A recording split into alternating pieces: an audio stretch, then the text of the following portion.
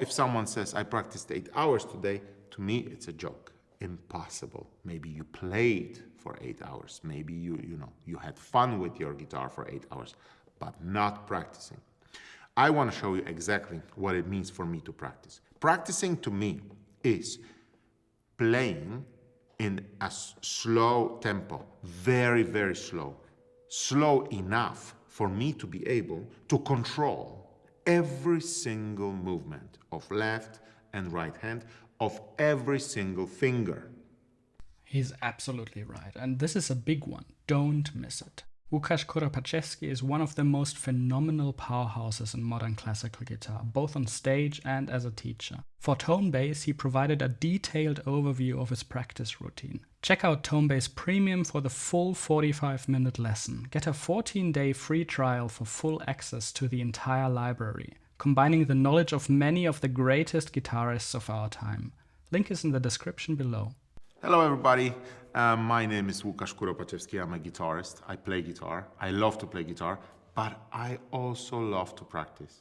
I love to practice. For me, practicing is so fascinating because I treat this as a tool. I love my guitar and I love guitar in general. You can imagine whatever you want musically, but if you don't have the right tools to make it happen, you will not be able to present it. So what I like to do is I like to make sure that my tools are sharpened, and I sharpen them every day. I need the tools to create something that I want to create and present to the audience. That's why I love practicing, because practicing is the moment where I get to sharpen my tools, when I get to learn to use this incredible thing. I get to learn how to use it, how beautiful it is, how much I can do with it, how many things can happen thanks to it. That's why practicing became my obsession, and this is like the best moment of my day when I get to practice. And today, let me show you how I actually practice, because I don't really practice a lot, to be honest. I like to wake up early and practice maximum 3.5 hours a day. That's it. I don't practice more because my brain doesn't work longer than that. Why? Because my practicing is extremely focused. I don't waste even 1 second. I am on my toes throughout the entire time that I'm practicing. This is the most important thing. Quality over quantity. I prefer shorter but precise, focused practice than long, unprecise. I need to make sure that none of my fingers make a movement before I tell them to. You treat these as little children. If you leave them alone, they'll destroy the room. You need to be the guide. You need to take care of them. And now, this in the left hand is a teenager. Also this, also that. But that's a small child. That's a toddler. And he can do crazy stuff if you don't take care of him. So this is the weakest finger. We need to watch it. So I want to practice slow enough so I can have enough time to make sure I pay attention to each of them. Same with right hand. Exactly the same. Now, playing guitar for me is about the smallest and the slowest movements possible, because the smaller the movement, the more precise it will be. If I have to hit a string and I go from there to hit the string, I have to go through all this distance to touch it. The chance of missing it is quite high. If I'm close, the chance of missing it is almost none. And that's why I'm obsessed with teaching my fingers to move with very small motion.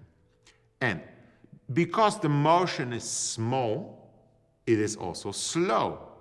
Not slow, but slower. Because if I am far away from string, I have to rush to catch the string. I have to go really fast to get it.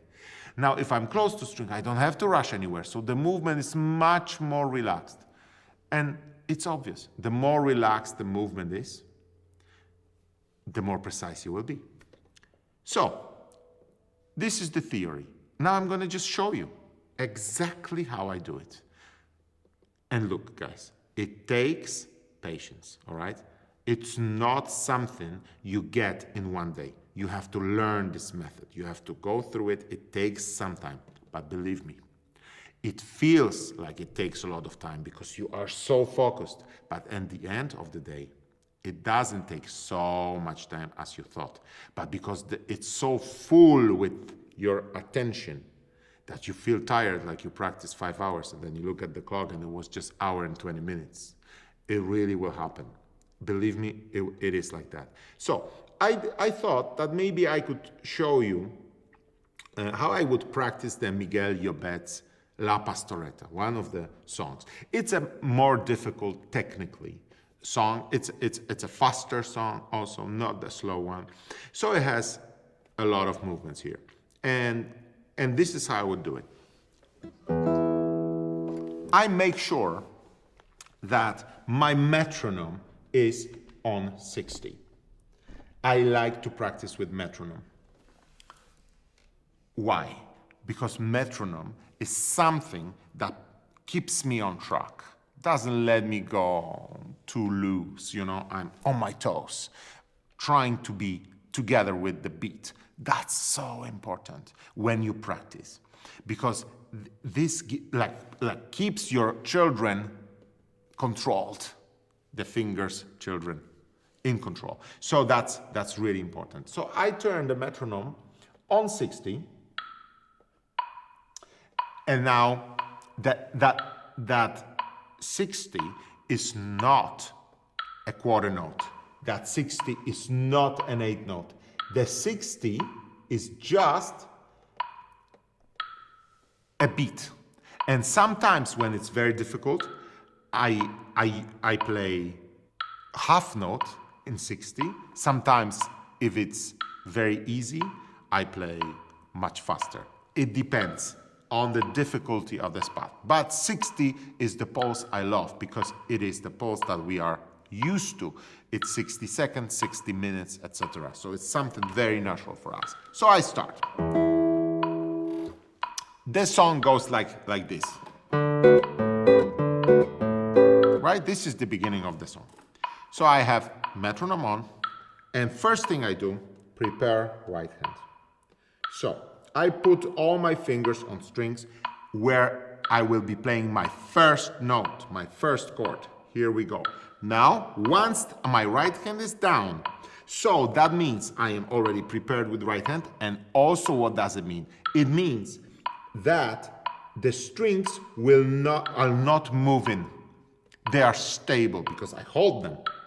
Because they're stable, I have much easier time preparing my left hand. So this is kind of awkward because I have to use the barré with the fourth finger. So I have these fingers ready, left hand ready. Now left hand I place on the strings. Now I press and I go. Now I come back with my right hand. While I'm still pressing left hand, after I come back, then I release left hand, but not like this. I am staying there because I want a small movement. And now, slowly preparing the next chord. Right hand goes on strings, left hand prepares, left hand presses, right hand goes. Now, right hand prepares, next chord again, left hand slowly prepared, and go. Right hand, left hand slowly prepare, press, and go. The important thing here is, the rule is this. Right hand prepares, holds the string, left hand prepares the position without pressing. You are on strings where you have to be, but you don't press. That's the second point. Third point, you press. Fourth point, you pluck the strings and you release.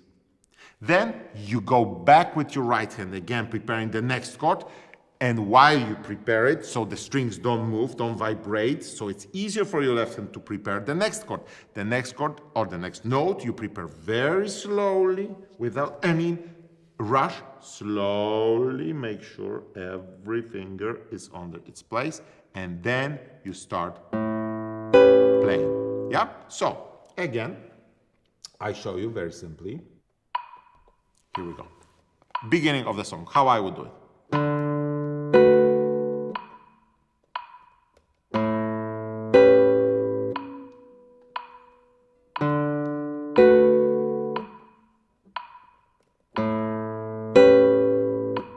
Yes, that's the beginning. Now, guys, look at that. The important part here is my left hand is in this position when I play the first chord. It has to be in this position when I play the second. So the position of my hand changes. I need to practice this.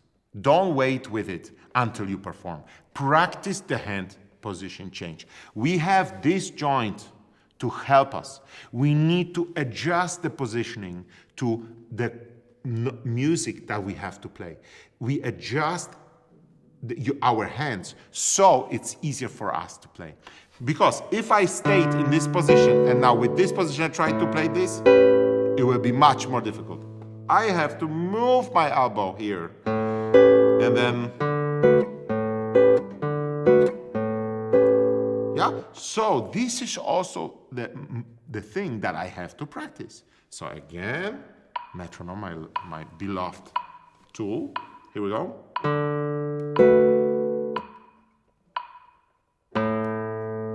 Change position, prepare, left hand ready, press, go, change position, prepare, and here I am. Now, I would repeat these 2 bars 5 times before I move. And now I move on to the melody. So I go. This is the melody.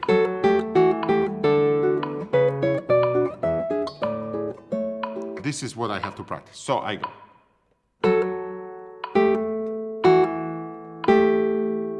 And now, why did I slow down? Here I'm using, I'm playing beat, note per beat. Because it's all in one position. Quite simple. I make sure, though, I prepare every single note with right hand as well. So I play the first 2, and right away I prepare the next one. You see?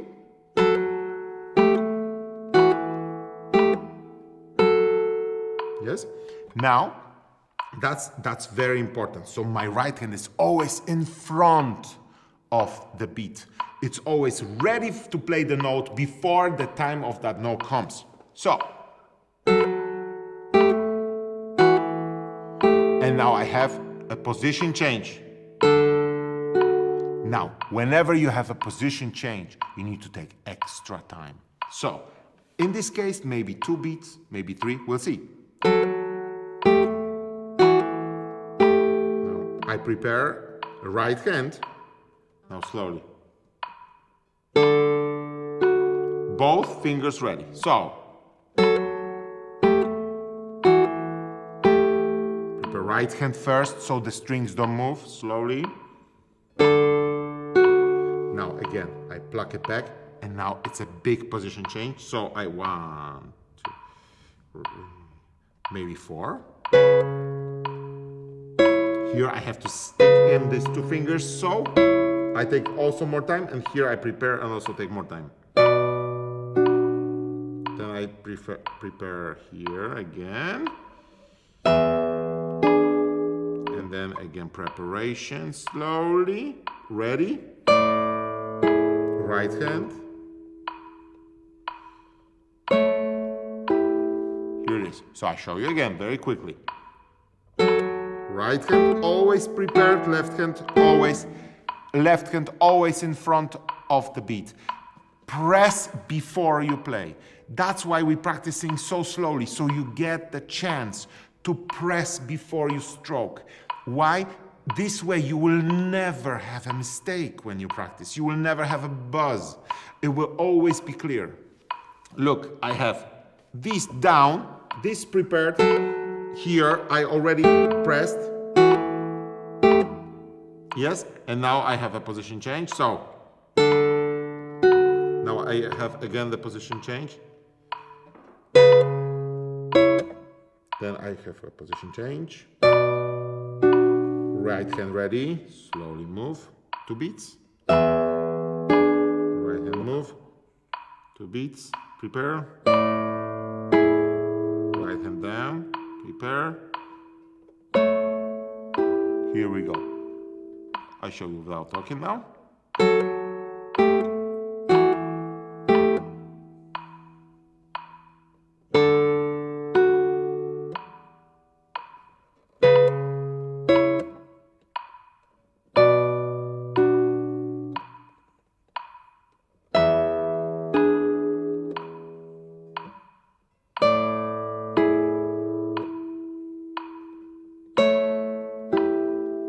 Exactly that.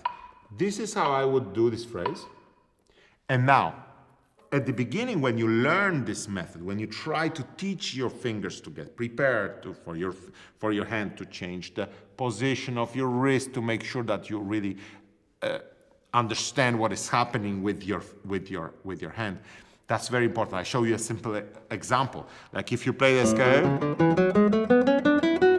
like this, and if you kept the same position of your wrist that you have here and you kept it, see what would happen? Obviously, you know that you have to move your hand like this to adjust. You see this kind of movement. You gotta do it. Sometimes when we play a regular piece and we forget that only this little movement can help so much. So when you have, you see, now this is my guide, but now position changes because second becomes my guide. And now fourth is my guide, and now change from this to that because I have to squeeze in these two. So this is my position, and now fourth is my position guide. Again fourth, but a little bit more towards this way because I need to put this. And now I relax a little bit. So I know it's obvious, but what I'm saying is that we have to practice it. So then when we play in tempo, our hand is not getting crazy. It knows exactly what to do.